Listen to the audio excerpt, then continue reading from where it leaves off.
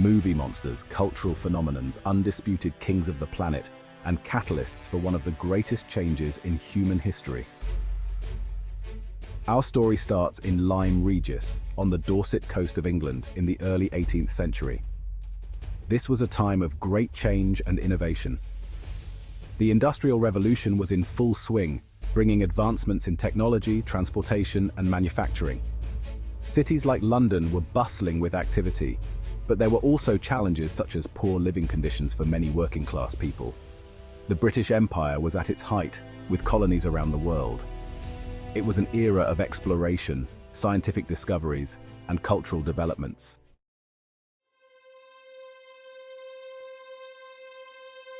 Mary Anning, a name you most definitely should have heard, was born in 1799 in Lyme Regis.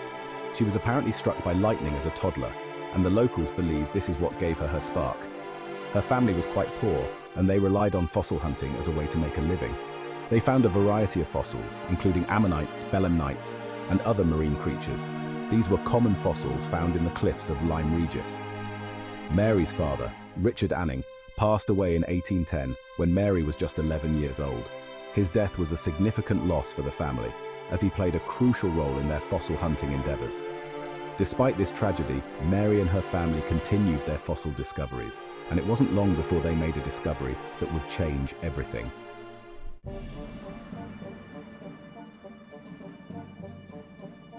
Mary and her younger brother Joseph found the head of what they believed to be some sort of crocodile, but when Mary discovered the rest of the fossil, it turned out to be something completely different.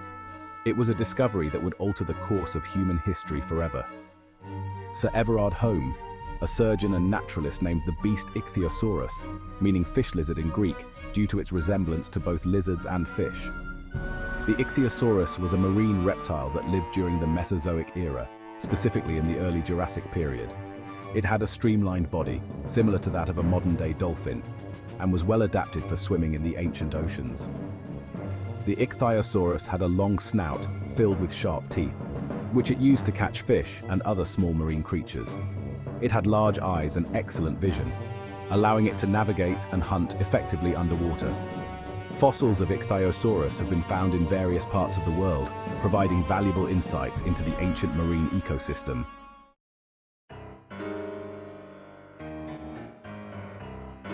Up until this fateful day, it was almost exclusively believed in Britain that the Earth was created by God in a week around 6,000 years ago, and the very idea of an extinct animal was just impossible, as they were either aquatic or saved by Noah on his ark during the Great Flood.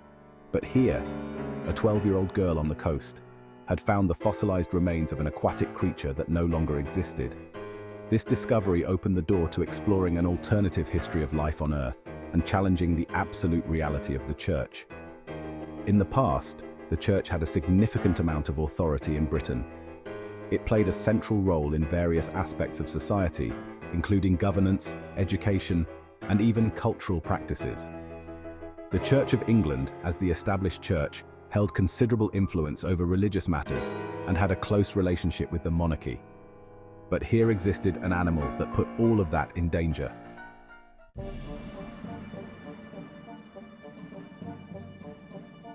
In 1823, Mary unearthed the partial skeleton of a marine reptile that was unlike anything seen before. This creature had a long neck, a compact body, and paddle-like limbs, making it quite distinct from other known fossils at the time. She named it Plesiosaurus, which means near lizard, because it resembled a lizard, but with its unique features. Plesiosaurus was an incredible marine reptile that lived during the Jurassic period, around 200 million years ago. It had a unique and distinctive appearance with a long neck, a compact body, and paddle-like limbs. These features allowed it to be an excellent swimmer in the ancient oceans. Plesiosaurus had a wide range of sizes, with some species measuring around 10 to 13 feet in length, while others could grow up to 30 feet long. It had a large head with sharp teeth, which it used to catch its prey, such as fish and squid. One fascinating thing about Plesiosaurus is that it is often associated with the Loch Ness Monster legend. Some people believe that sightings of the Loch Ness Monster are actually misidentifications of this ancient marine reptile. But the Ichthyosaurus and the Plesiosaurus were just the precursors, because the dinosaurs were coming.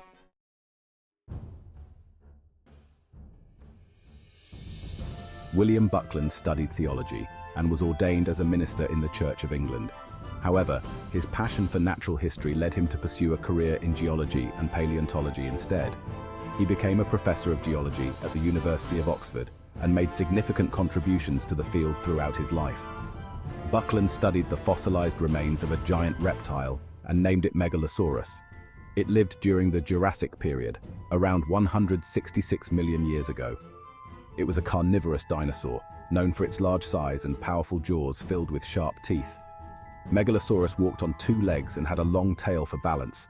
It was estimated to be around 9 to 10 meters in length, although this is likely to be closer to 6 meters by modern estimates. But that still makes it one of the largest carnivorous dinosaurs of its time. Although our understanding of dinosaurs has evolved over the years, Megalosaurus remains an important part of paleontological history.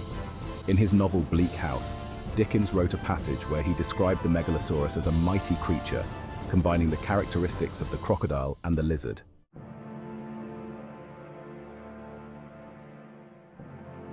At the same time, there was another man with a deep interest in fossils who was working as a doctor at the time, Gideon Mantell. In 1822, while exploring a quarry in Sussex, England, Mantell stumbled upon some fossilized teeth.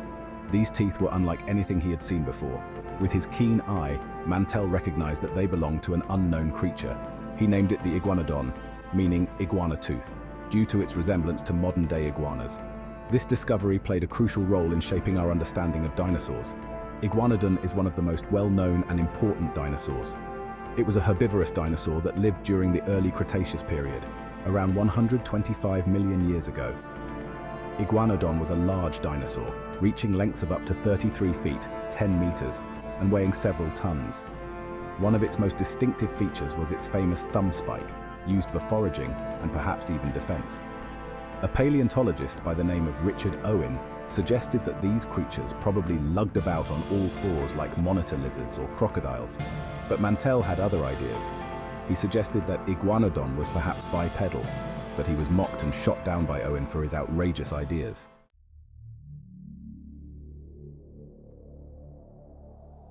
In 1842, Richard Owen created a word for this group of prehistoric reptiles, a word that became so famous it transcended its original meaning, the Greek for terrible lizard, dinosaur. Richard Owen commissioned the sculptor Benjamin Waterhouse Hawkins to create the first life-size dinosaur sculptures ever. These sculptures, now known as the Crystal Palace dinosaurs, were designed the way Owen imagined them, incredibly inaccurate by today's understanding.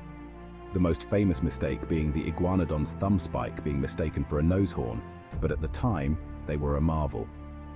Owen's constant ridicule of Mantell plagued the latter's life, which ended on November 10, 1852. He died due to a carriage accident. Owen kept his remains like he would any other specimen. Perhaps this was due to a fascination with Mantell's scoliosis, or perhaps Owen had a dark side. There is another character in this tale, a name I'm certain you've heard before.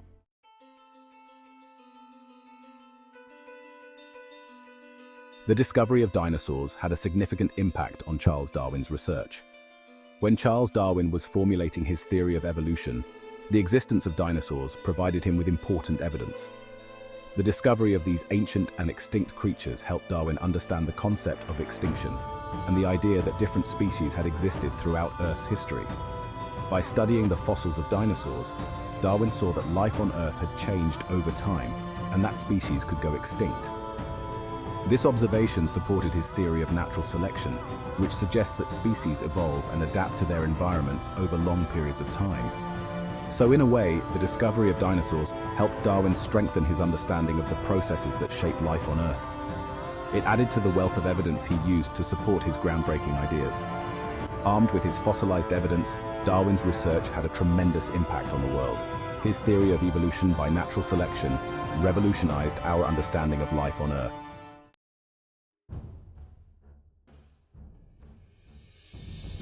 Here are a few ways in which Darwin's research has influenced the world. First, understanding of biodiversity. Darwin's work helped us comprehend the incredible diversity of life and how species have adapted to their environments over time. Second, advances in medicine. The principles of evolution have contributed to medical research, such as understanding how bacteria develop resistance to antibiotics and how viruses evolve. Third, conservation and environmental awareness. Darwin's ideas have highlighted the importance of preserving biodiversity and protecting ecosystems for the well-being of all species. Fourth, influence on other scientific fields. Darwin's theories have influenced fields beyond biology, including anthropology, psychology, and even the social sciences. Fifth, cultural and philosophical impact. Darwin's ideas challenged traditional beliefs about the origins of life and human existence, sparking debates and discussions that continue to this day.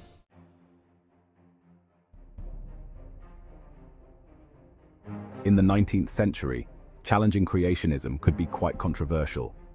Many people at that time held strong religious beliefs and believed in the literal interpretation of religious texts, including the creation story. Questioning or challenging creationism was often met with resistance, criticism, and even condemnation from religious authorities and some segments of society.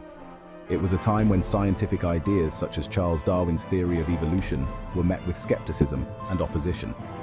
However, it's important to note that there were also individuals and groups who were open to questioning and exploring alternative explanations for the origins of life.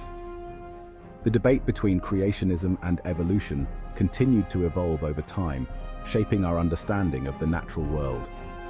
Charles Bradlaugh was elected as an MP for Northampton in 1880. Bradlaugh, who was an atheist, objected to taking the religious oath and requested to affirm instead. However, his request was initially denied, leading to a series of controversies and debates.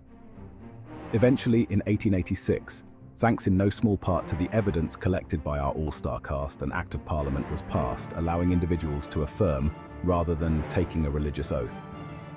Bradlaugh then became the first MP to affirm instead of using a Bible. His actions paved the way for future MPs who held different beliefs to participate in Parliament.